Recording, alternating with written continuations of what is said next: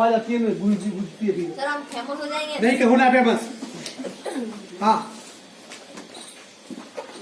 मैं इंसल्ट करूंगा तो और ज्यादा फेमस हो जाओगे। हाँ देखिए, फिर बोल रहा है दो टेंडुरी। हाँ, रेखाएं और कोण, ये टॉपिक है आपका अध्याय 6। ये सब इसकी एबीसीडी है, ये पहले समझ लेना, क्योंकि फिर इसकी बहुत सारी प्रश्नवालियां हैं। और मैं प्रश्नवालियां जो भी पढ़ाऊंगा ना आपको पूरी पढ़ाऊंगा, क्योंकि कोरोना की वजह से अपन ये सोचे कि आधा अधूरा पढ़ ले, तो आधा अधूरा पढ़ के आप टॉपिक समझ ही नहीं सकते हो। या तो पूरा छोड़ दो या पूरा पढ़ लो। एक टॉपिक लिया, बीच का हटा दिया, फिर अगला लिया, तो आपको समझ में नहीं आएगा। इसलिए मैं जो टॉपिक पढ़ा रहा हूँ पूरे पढ़ा रहा हूँ। कम से कम पूरे टॉपिक पढ़ लो, तो उसमें से जो काम का वो आपको आ जाएगा। अब यहाँ पर देखिए, रेखाएं और कोण, इन बहुत सारे शब्दों से तो आप पहले से ही परिचित हैं। जैसे रेखा मतलब एक वो आकृति जो दोनों तरफ से चलती चले, वो होती है रेखा। उसका भाग रेखाखंड, अर्थात कि रेखा का कोई टुकड़ा, जिसे रेखा ये रेखा है, ये रेखा है, इसका कोई भाग, जैसे यहां से ऐसे लगाकर बी, ये ए बी क्या है, ये रेखाखंड। ए बी क्या है? अब रेखाखंड का मतलब रेखा का कोई टुकड़ा, ठीक है। तीसरी चीज है किरण, अर्थात कि कहीं एक से शुरुआत करके दो चलती रहे। इसे रेखा तो दोनों तरफ से बढ़ सकती है। किरण जिसका एक बिंदु होता है और वो दूसरी तरफ प्रस्थान करती है, वो क्या है? किरण। ये एक बहुत सिंपल शब्द है। अब इसके बाद एक शब्द आता है कोण, सिर्फ कोण।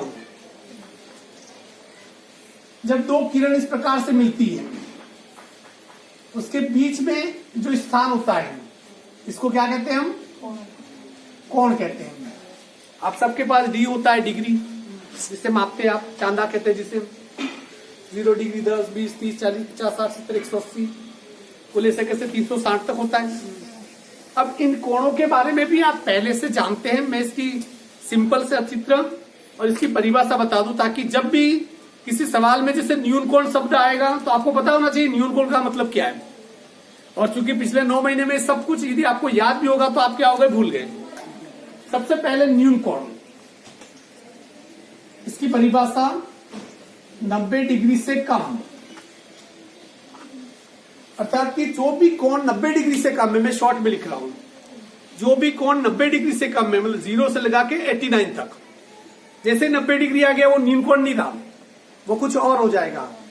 तो न्यून कोण किसे कहते हैं? 90 डिग्री से कम वाले सभी कोणों को हम क्या कहते हैं? न्यून कोण।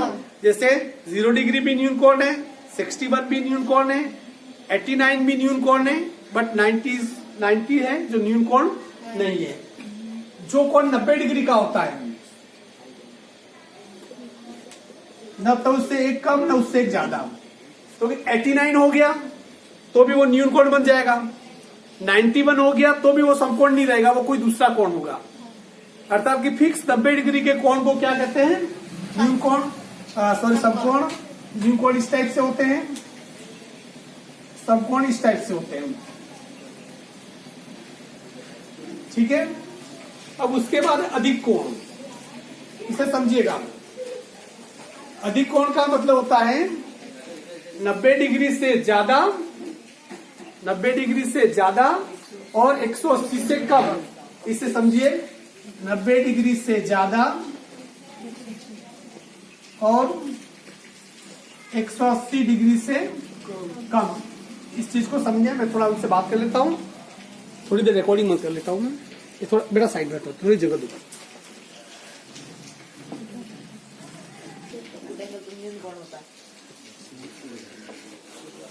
हाँ यस, देखिए हम यहाँ ये न्यून कोण, अधिक कोण 90 डिग्री से ज्यादा और 180 से कम, अर्थात कि 90 डिग्री से ज्यादा मतलब 91 से लगाकर 91 से लगाकर 179 तक, 180 भी नहीं, 179 तक। ये कौन सा होता है? अधिक कोण। ऋजु कोण को सरल कोण भी कहते हैं। क्या कहते हैं? सरल कोण। सरल कोण, अर्थात कि 180 डिग्री का कोण। तो सरल कोण क्यों कहते हैं? क्योंकि एक सरल रेखा में होता है। यू, ये बिंदु है, 180 डिग्री। जो आपका जो पूरा ये चांदा है वो कितने का होता है? 80 डिग्री का। अब इसके बाद है प्रतिवर्ती कोण। मैं अभी आपको पूछूंगा, मैं कोण बता दूंगा कि ये कोण कौन सा है, अधिक कोण है, न्यून कोण, पांचों में से कौन सा है। प्रतिवर्ती कोण का मतलब होता है 180 से ज्यादा। किससे? 180 डिग्री से ज्यादा। अब एक तुम्हें को 180 से ज्यादा कोण कैसे हो सकता है? हो सकता है ये पूरा देखिए इधर, जैसे यहां तक तो 180 हो गया, इसके आगे 40 है तो 180 और 40 कितना हो गया? 220। तो 180 से ज्यादा और 360 से कम वो कौन सा कोण होता है? प्रतिवर्ती। और 360 तो अपने आप में वृत्त होता है, पूरा एक सर्किल बन जाता है। ठीक है ना? अब चलिए मुझे बताइए, कोई बोलेगा नहीं, पूछूंगा वही बोलेगा। ठीक है ना? 45 डिग्री कौन सा कोण है? न्यून कोण। क्यों? 90 से कम में। हाँ कैप्टन बता, 210 डिग्री कौन सा कोण है? अधिक कोण। 210 डिग्री। 210 डिग्री का। हाँ 210 डिग्री का तो रैखिक। 210 डिग्री। 180 डिग्री से ज्यादा का कोण कौन सा होता है? हाँ बेटा बेटा युवराज तू बता, 5 डिग्री का कोण कौन सा है? 5 डिग्री का वो न्यून कोण। बिल्कुल ठीक है। 90 डिग्री का?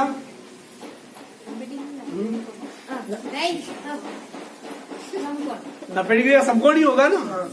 चलिए 180 डिग्री का? सरल कोण। सरल कोण। तो बता 340 का? 340 का प्रवृत्ति कोण। प्रतिवर्ती। ठीक है ना? तो ये बात समझ में आ गई।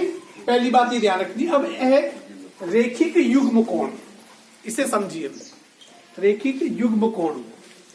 अब ये थोड़ा ये शब्द क्या है, बार बार आपके बीच में आएंगे, इसलिए मुझे लगता है कि मुझे अभी से ही क्या करना चाहिए, इसमें 2 चीजें और रहेंगी। संपूर्ण कोण भी रहेगी। अच्छा बता देता हूं। रेखिक युग्म कोण मतलब कि कोई रेखा है, जैसे ये रेखा का कोई बिंदु है, जैसे ये इस प्रकार से बनने वाले कोण रेखिक युग्म। जैसे ये रेखा है, रेखा का ये बिंदु है, जैसे बिंदु है, यहां से इस एक बिंदु से कोण ये बन रहा है और ये कोण ये बन रहा है। कितने कोण बन रहे हैं? 2। युग्म का मतलब क्या होता है? जोड़ा। तो ये जोड़े पे बन रहे हैं। मुझे बताओ कि इस रेखिक युग्म कोण के दोनों का मान कितना होगा? 100। 100 रेखिक। ये क्या है? 180। किसी रेखा के एक बिंदु पे बनने वाले अधिकतम कोण कितने हो सकते हैं? 180। यहाँ जैसे कितने कोण बन रहे हैं? 2। ये अधिकतम 2 कोण बन रहे, इनका मान कितना होगा? 180। इसलिए कई बार सवाल पूछा जाएगा। देखिए प्रश्न क्या आएगा, किसी रेखिक युग्म कोण का एक कोण 110 डिग्री है, तो दूसरा कितना होगा? 70। क्योंकि आपको पता है कि इसका दोनों का मिला के योग कितना है? 180। अब इसके बाद एक शब्द है शीर्षाभिमुख कोण। हिंदी यदि आपको आती है तो इसका संधि विच्छेद करो। शीर्षाभिमुख। शीर्ष प्लस अभि प्लस मुख, मतलब कि सिर के आमने सामने। आमने सामने कैसे? जैसे देखिए कोई रेखा आई है, ए बी सी और डी। एक ये कोण है, एक ये कोण है, एक ये कोण है, एक ये कोण है। इस एक के सामने कौन सा है? 2। और 3 के सामने कौन सा है? 4। तो शीर्षाभिमुख कोण, कोण 1 बराबर कोण 4, कोण 3 बराबर, सॉरी 1 बराबर कोण 2 और कोण 3 बराबर 4। कोण 4 ये शीर्षाभिमुख है। वो टेबल बात है। हाँ ये क्या शीर्षाभिमुख कोण है? क्या है? क्योंकि आमने सामने की कोण है। ये 40 का है, ये भी कितना होगा? 40 का। ये 60 का है, ये भी कितने का होगा? तो ये कंसेप्ट आपको याद रखना है। जैसे जैसे आप आगे सवाल आएंगे ना, वहां किसी लाइन का जिक्र शीर्षाभिमुख कोण यूं, तो शीर्षाभिमुख कोण शब्द होते हैं आपके दिमाग में आना चाहिए। इसका मतलब आमने सामने के कोण है, और आमने सामने के कोण हमेशा क्या होते हैं? बराबर होते हैं। एक शब्द आएगा प्रतिच्छेदी रेखाएं। प्रतिच्छेदी का मतलब एक दूसरे को काटना। जो रेखाएं एक दूसरे को काटे, ध्यान दीजिए। ये जैसे ये रेखा एक दूसरे को काटती है, हाँ इस जगह पे काटती है, हाँ तो ये प्रतिच्छेदी रेखा है। और जो रेखा एक दूसरे को नहीं काटेंगे, अप्रतिच्छेदी रेखा, अप्रतिच्छेदी रेखाओं को समांतर रेखा भी कहते हैं। अप्रतिच्छेदी रेखाओं को क्या कहते हैं? समांतर रेखा, क्योंकि समांतर रेखा ऐसी होती है जो बस बढ़ती रहे, कभी आपस में मिलेगी नहीं, रेलवे की पटरी की तरह।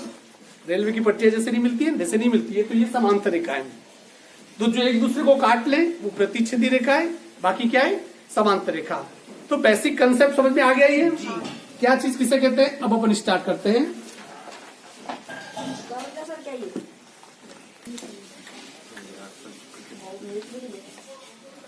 हाँ, अब ये देखिए, आप अब एंटर कर रहे हो प्रमेय की दुनिया में। 10वीं में तो बहुत सारे प्रमेय आएंगे। प्रमेय का मतलब ये होता है कि किसी भी बात को साबित करना, प्रूव करना। 8वीं तक कोई प्रमेय नहीं थी, ये शुरुआत है। और इसमें या तो प्रमेय, देखो प्रमेय के लिए दो चीजें, या तो आपको समझ में आ जाएगा तो पूरा पूरा आ जाएगा, नहीं आएगा तो फिर बिल्कुल भी नहीं आएगा। बीच वाली बात इसमें रहती नहीं है। प्रमेय का मतलब होता है कि जैसे बाय द वे 90 डिग्री का कोण है, एक तो तरीका है कि चांदे से माप के देख लो ये 90 डिग्री का कोण है, वो प्रमेय नहीं हुआ। आपके पास चांदा नहीं है और आप उसको साबित कर दो कि 90 डिग्री का कोण है, उसे कहते हैं प्रमेय। प्रमेय का मतलब होता है कि जो सबसे पहले किसी ने खोज की होगी, उसने कैसे की होगी, क्योंकि चांदा तो उसके बाद में आया होगा। तो प्रमेय का मतलब होता है किसी चीज को साबित करना। पहला प्रमेय क्या कह रहा है? देखिए, प्रमेय में 2-3 चीजें होगी। पहले जो लिखा हुआ है उसे समझो, फिर उसके माध्यम से चित्र बनाते हुए आपको साबित करना है। यहाँ क्या कह रहा है? यदि दो रेखाएं परस्पर प्रतिच्छेद करती है, जो कहा गया है वो चित्र बनाओ। दो रेखाएं प्रतिच्छेद करती है, तो मैंने दो रेखाएं बना दी। प्रतिच्छेद कर दिए, काटते हुए बनाए। प्रतिच्छेद का मतलब क्या करिए? दो रेखाएं काटती हुई का, तो मैंने बेटा वहां चले जाओ, वहां दिखेगा, इधर आ जाओ, यहाँ के बीच में। हाँ, ये दोनों रेखाएं प्रतिच्छेद कर दिए, ठीक है ना? तो मैंने ये रेखा प्रतिच्छेद करती हुई बना दी। जैसे ये ए, ये बी, सी और डी प्रतिच्छेद कहां पर कर दिए? बिंदु ओ पर, एक दूसरे को काट लिए। यहां तक बात समझ में आ गई? वही कहा है उससे, यदि दो रेखाएं परस्पर प्रतिच्छेद करती है, प्रतिच्छेद करवा दी, काट दी, तो इनके शीर्षाभिमुख कोण बराबर होते हैं। शीर्षाभिमुख कोण का मतलब ये ओ पे काटा में साइड, ये कोण और ये कोण, जैसे कोण 1, कोण 2, क्या ये बराबर होंगे? ये सिद्ध करना है। कोण 3 और ये वाला कोण 4, मैंने थोड़ी देर पहले कहा था बराबर होते हैं, पर आपको सिद्ध करना है कि क्या ये बराबर होते हैं। आपको हाँ बराबर होते हैं, इसे कहने से क्या होगा? जब तक आपके पास साबित करने के लिए कोई प्रूफ नहीं है, तब तक आप नहीं कर सकते। इसको साबित करना है तो उसमें लिखेंगे कैसे? जैसे देखिए, सबसे पहली स्टेप होती है दिया हुआ है। कैसा लिखेंगे? रेखा ए बी एवं सी डी एक दूसरे को क्या करती है? एक दूसरे को प्रतिच्छेद करती है। क्या करती है? पहली चीज समझ में आ गई। सिद्ध क्या करना है? सिद्ध करना है कि क्या शीर्षाभिमुख कोण बराबर है, ये सिद्ध करना है। अर्थात क्या सिद्ध करना है? कोण 1 बराबर कोण 2, कोण 3 बराबर, क्या कोण 1 और 2 बराबर है, क्या कोण 3 और 4 बराबर है, ये सिद्ध करना है आपको, ठीक है ना? उसके बाद तीसरा पद उत्पत्ति। उत्पत्ति का मतलब ध्यान से देखिए, कोण 1 और कोण 4, हाँ, कोण 1 और कोण 4 का मान 180 डिग्री होगा। क्यों? बताओ मुझे। इस 1 और 4 का मान 180 डिग्री होगा, दोनों का मिलाकर। ये आपको पहले से ही पता है। अभी आप मैंने बोला था, क्या नाम है उसका? रेखिक युग्म कोण। हाँ। ये हमें पहले से ही पता है कि कोण 1 और 4 का मान कितना है? 180 डिग्री। कारण लिखना पड़ेगा रेखिक युग्म। पहली बात क्लियर। ठीक इसी प्रकार कोण 2 और कोण 3 का मान भी कितना होगा? 180 कोण 2 प्लस कोण 3 इसका मान भी कितना होगा? 180 क्यों? ये भी रैखिक कोण ये नंबर 1 और ये नंबर 2, अर्थात कि कोण 1 और 4 का मान भी 180 है, कोण 2 और 3 का मान भी कितना है? 180 है। तो इसका मतलब इसका मान भी 180, इसका मान भी 180, इसका मतलब ये दोनों क्या हो गए? बराबर। 1 एवं 2 से कोण 1 प्लस कोण 4 बराबर कोण 2 प्लस कोण 3। कोण 1 और 4 का मान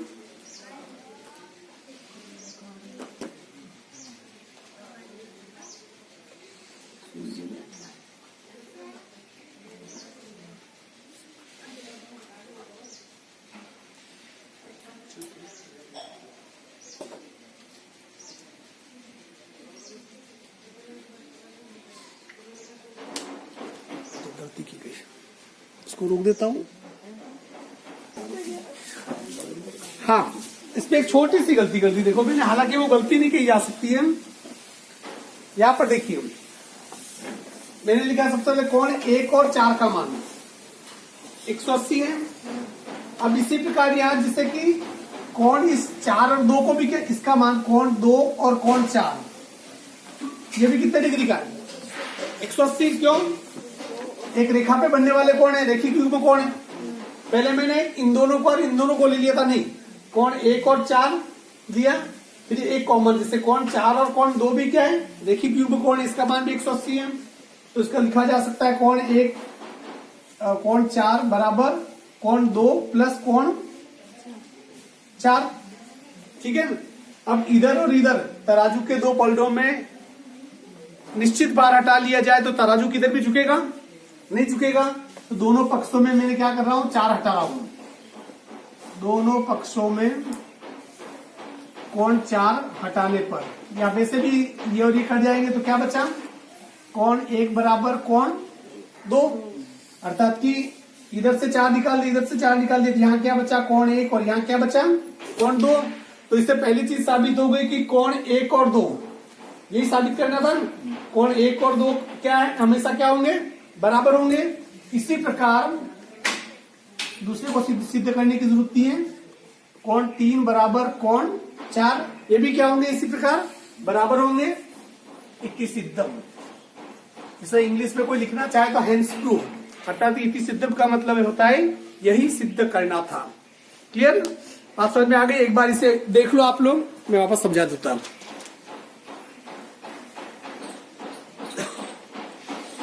अभी तक जो आपने पढ़ा वो थ्योरी थी एक प्रकार से।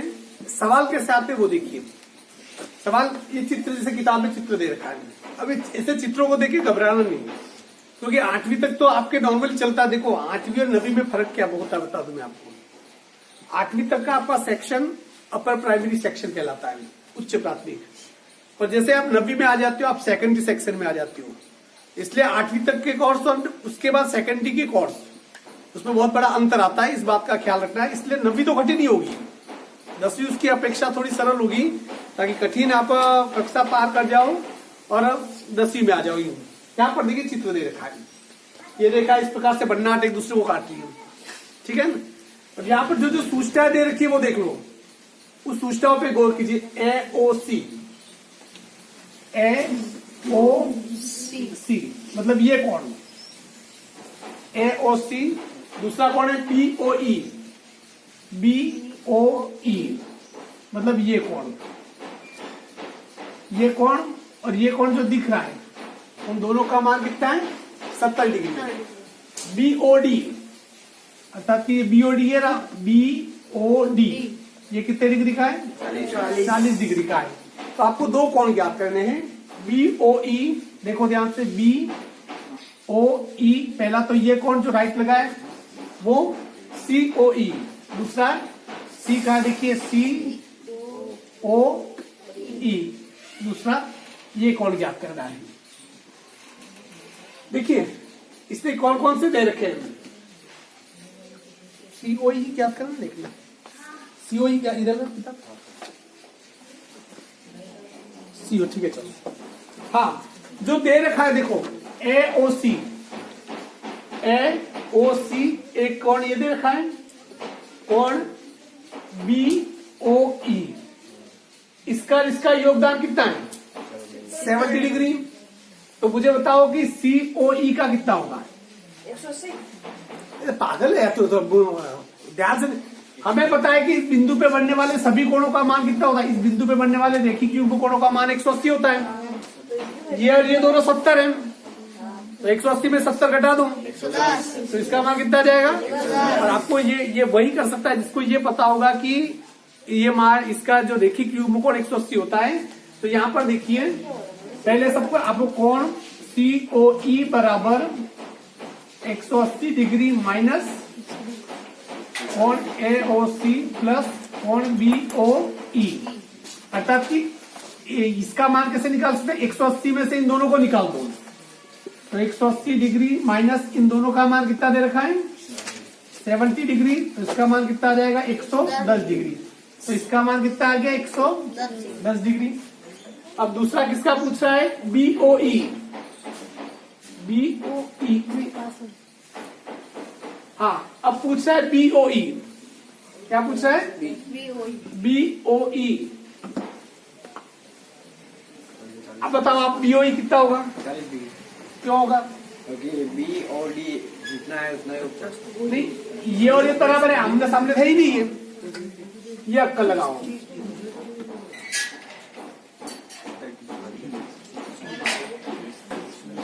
लगाओ अक्कल। इसका मान कितना होगा, देखो इसका और इसका मिला के 70 ये हमें पता है, ठीक है ना। ये कितना आ गया 110। अब आप ध्यान दीजिए, कोण C आपने ये AOC, कोण AOC बराबर कोण BOD, ये और ये बराबर है, क्यों बताओ। आमने सामने सम्मुख कोण क्या है, इसको शीर्षाभिमुख भी कहते हैं, सम्मुख भी कहते हैं शॉर्ट में। ये कितने डिग्री दे रखा है 40, तो इसका मतलब ये कितना है 40। हमें ये पता है कि कोण AOC प्लस कोण BOE, ये दोनों मिला के कितने डिग्री है, ये और ये मिला के 70 डिग्री है। AOC कितना आ गया 40, तो ये 40 लिख दिया। कोण BOE बराबर लिख दिया, तो BOE का मान क्या था 40 उधर चला जाएगा। कोण BOE बराबर 70 माइनस 40 बराबर 30 डिग्री। तो जो ज्ञात करना था, ये जो ज्ञात करना था वो भी हो गया, ये जो ज्ञात करना था, ये वाला ज्ञात करना था वो भी हो गया। क्लियर। अब ये देखिए दूसरा सवाल, इसमें भी इस प्रकार से बहुत सारी रेखाएं क्या है काटी हुई है। यहाँ कितने डिग्री का कोण बन रहा है, सवाल क्या कह रहा है देखिए, कोण POY कितने डिग्री का ये 90 डिग्री का। पहली बात। तो आप मुझे ये बताओ, ये 90 डिग्री का, ये सेंटर ये O है, ये 90 डिग्री का, इधर वाला कितना होगा पूरा, जैसे इस बिंदु के इधर 90, इस बिंदु के इधर पूरा 90 होगा। हाँ। इस 90 में कौन से A और B दोनों है, अर्थात कि कोण A प्लस कोण B बराबर, इस पूरे का मान 180 है, 180 में से 90 घटा दो, कितना बचेगा 90। तो कोण A प्लस कोण B बराबर कितना आ गया 90। हमें ये पता है A और B 90 पर, इसमें कौन कितना है ये हमें नहीं पता, पर इसने क्यों दे रखा है देखो, A अनुपात B बराबर कितना है 2:3। आपने छोटी क्लास में पढ़ा होगा अनुपातों के योग वाला सवाल। यहाँ A अनुपात B बराबर कितना दे रखा है 2:3, तो अनुपातों का योग कितना हो जाएगा, अनुपातों का योग बराबर 2 + 3 बराबर कितना हो गया 5। अब इस वजह से A ज्ञात करना है, क्या ज्ञात करना है, A बराबर A का अनुपात कितना है 2, अनुपातों का कुल योग कितना है 5, और इस A और B का पूरा मान कितना है 90। तो ये क्या कर दिया 90, 18 बार कर दिया, 18 दूनी 36 डिग्री। A का मान कितना आ गया 36। B बराबर B का अनुपात कितना है 3/5 इंटू 90, 5 से 90 को काट दो कितनी बार 18 बार, 18 किया 54 54 डिग्री। तो इसका मतलब ए का मान कितना आ गया 54 डिग्री, बी का मान कितना आ गया, सॉरी ए का मान कितना आ गया 36 डिग्री, बी का मान कितना आ गया 54 डिग्री। अभी सी का भी मान पूछा है, किसका पूछा है वो, सी का। देखिए इसमें अक्कल लगाने की बात है। इसका मान कितना है, बी का मान कितना आ गया 54, बताओ इसका मान कितना होगा, 54 तो इस सी का मान बताओ चलो मुझे अब इस सी का मान कितना है 126 126। क्यों, रेखिक युग्म कौन है, रेखिक युग्म कौन का मान 180 होता है, 180 में से 54 निकाल दो, बचा कितना 126। कौन सी बराबर 180 डिग्री माइनस 54 डिग्री, तो कौन सी बराबर कितना आ गया 126 डिग्री। देखिए ये वाले सवाल दिमाग को धार देते हैं। ये आपकी स्टार्टिंग प्रश्न वाली, देखो इसको कोई पढ़ाना पसंद नहीं करता है, सही बताऊं, क्योंकि स्टार्टिंग में पढ़ाने में प्रॉब्लम होती है, पर 2-3 दिन के बाद जैसे इन चीजों में रहोगे ना, फिर आपको गणित वाले जो सवाल होते हैं जोड़ बाकी गुणा भाग वाले को भूल जाओगे, क्योंकि जितना मजा इसमें आने लगता है उसमें कभी नहीं आता है, क्योंकि इसमें आपकी सोच बहुत ज्यादा डेवलप होती है। तो इसके बाद तीसरा सवाल आप लोग अभी यहाँ बैठ के करेंगे, और जो वीडियो के माध्यम से मुझे सुन रहे हैं वो अपने घर पे उसे तीसरा चौथा होमवर्क होगा, और आप लोग मुझे करके थोड़ा बताएंगे यहाँ पर, ठीक है ना। घर पे जाके ये भी